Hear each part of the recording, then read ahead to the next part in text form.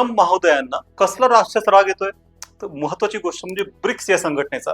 Brazil, Russia, India, China, south Africa आणि आता अजून 6 देश जॉईन झालेत.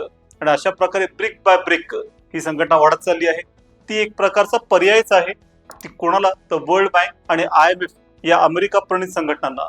आणि त्यामुळे ट्रम्प यांना असं वाटतंय की आपल्याला एक प्रकारचा पर्याय उभा करायचं धोरण या लोकांनी चालवलंय. विशेषतः चलन आणण्याचं धोरण चालवलंय.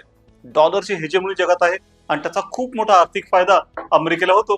आता खरं तर ब्रिक्स मध्ये असं कुठं चलन आणायची कुठली तरतूद नाहीये किंवा कुठली चर्चा पण नाहीये, कारण चीन हा महत्वाकांक्षी देश आहे आणि त्यांची इच्छा आहे की त्यांचं चलनच जागतिक चलन ठरावं. तशीच काहीशी महत्वाकांक्षा खुद्द भारताची पण आहे.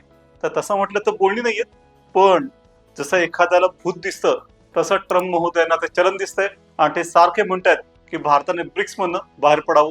पण तसं असेल तर अमेरिकेनेही अशा प्रकारच्या इतर करारात बाहेर पडावं आणि मग आपण त्याचा विचार करू, नाही का?